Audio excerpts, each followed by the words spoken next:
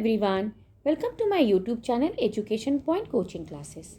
We are going to discuss worksheet 78 subject science in class 9. Why do we fall ill and principle of prevention. Prevention के क्या principal होते हैं. अभी हमने principle of treatment पढ़ा था प्रीवियस वर्कशीट में. तो how can we save our self from the any disease. किसी डिसीजेस से मैं अपने आप को सेव कैसे कर सकते हैं कि वो हो ही ना. तो it is well known that prevention is better than cure. Cure से बेटर है कि आप उससे प्रिवेंशन उससे आप अपनी सुरक्षा कर लें. There are two basic ways by which we can prevent diseases and save ourselves from diseases. These are also known as a principle of prevention. General way of prevention, these are applicable for the prevention of all kinds of diseases. हर तरह के diseases से आपको generally अपने आप को prevent करना. ठीक है. Specific way of prevention is immunization. This is applicable for the prevention of specific diseases only. कुछ स्पेशल काइंड ऑफ डिसीज से अपने आप को प्रिवेंट करने का कुछ स्पेसिफिक वे होता है. वो आपका जैसे कि हम जनरल अपना जो क्योर करते हैं, सफाई रखते हैं, हाइजीन रखते हैं, न्यूट्रिशन खाना खाते हैं ताकि हम सब बीमारियों से दूर रहें. और कुछ जैसे डेंगू और इन सब से बचने के लिए हम आसपास की सफाई करते हैं और जिससे कि मच्छर ना पैदा हो. तो वो स्पेसिफिक वे ऑफ प्रिवेंशन हो गया. और इम्यूनाइजेशन अपना ठीक रखते हैं ताकि हमें अटैक न करे कोई वायरस या बैक्टीरिया. फाइन. तो प्रिंसिपल ऑफ प्रिवेंशन में पहला है general principle of diseases and specific prevention, जिसको इम्यूनाइजेशन कहते हैं. तो जनरल प्रिवेंशन में हम क्या पढ़ेंगे. पहला है कि आपका general prevention, prevention of infection, prevention explore to the infection microbes etcetera. ठीक है. माइक्रोब से अपना प्रिवेंशन करना. Airborne microbes can be prevent by prevention explore of overcrowded. आपको अगर एयर से होने वाले माइक्रोब से बचना है तो ओवरक्राउडेड प्लेस से अपने आप को बचाएं और सोशल डिस्टेंसिंग रखें. वाटरबोर्न, जो वाटर से हमारे डिसीजेस फैलते हैं उससे प्रिवेंट करना है तो सेफ और क्लीन वाटर हम ड्रिंक करें. फिर है vector borne. Vector borne microbe से अगर आपको प्रिवेंशन चाहिए तो हम क्या करेंगे, वे स्टॉप मॉस्किटो ब्रीडिंग को स्टॉप करेंगे and distancing from the rabid animals. दस वी कैन द पब्लिक. और ओवरऑल हम कह सकते हैं कि public hygiene is essential for the prevention of infectious diseases. अगर हम पब्लिक मैंने अपने आसपास के वातावरण, अपने घर, इन सब को हाइजीन रखें तो कई सारे डिसीजेस से हम अपने आप की बचाव कर सकते हैं.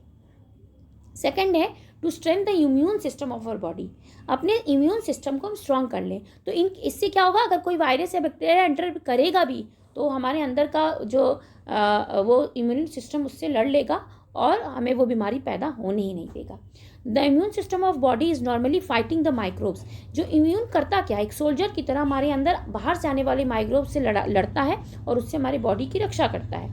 टू उस इम्यूनिटी को स्ट्रेंथ करने के लिए, स्ट्रॉन्ग करने के लिए हम कुछ नियमों को पालन कर सकते हैं. जैसे टेक अ बैलेंस डाइट. एक बैलेंस डाइट लीजिए, जंक फूड को अवॉइड कीजिए और रेगुलर एक्सरसाइज कीजिए. सेकेंड, पर्सनल हाइजीन रखिए. साउंड स्लीप माने अच्छी नींद लीजिए. तीसरा, say no to alcohol, no alcohol, smoking, tobacco and drugs. Say no to all this thing. And इससे क्या होगा, आपका इम्यून स्ट्रांग होगा. Keep hydrate yourself. अपने आप को हाइड्रेट मतलब पानी पीते रहें. Avoid some self medication. अपने आप से दवाई लेना छोड़ें कि कुछ भी हुआ तो आप दवाई ले लें और स्ट्रेस न लें. अगर हम ऐसा करेंगे तो हमारी इम्यूनिटी स्ट्रांग होगी. एंड ये इम्यूनिटी है क्या, the resistance power of the ability of body to defence itself against the pathogen. जो एक रेजिस्टेंस पावर होती है हमारी बॉडी की बाहर से आए पैथोजन के अगेंस्ट लड़ने का, जो हमारे खुद के अंदर एक पावर होता है, उसको हम इम्यूनिटी कहते हैं. ठीक है. तो let us do the question. What are the general way to increase our immunity. What are the general ways. तो ये आपने अभी पढ़ा. इन तीनों चारों पॉइंट को आप लिख सकते हैं जिससे हम अपनी इम्यूनिटी को बढ़ा सकते हैं. Fine. Second question is what is the basic prevention principle of prevention communicable diseases. Basic आपका है दो है prevention. General principle of prevention diseases, prevention of infection. कुछ बेसिक प्रिवेंशन है. दो तरीके से हम इसको कर सकते हैं. जनरल प्रिंसिपल वे से इन्फेक्टेड डिसीज और specific principle prevent infected disease immunisation से. ठीक है. फिर है डिफाइन इम्यूनिटी. इम्यूनिटी डिफाइन करना है. This is the answer of this question. This is define immunity.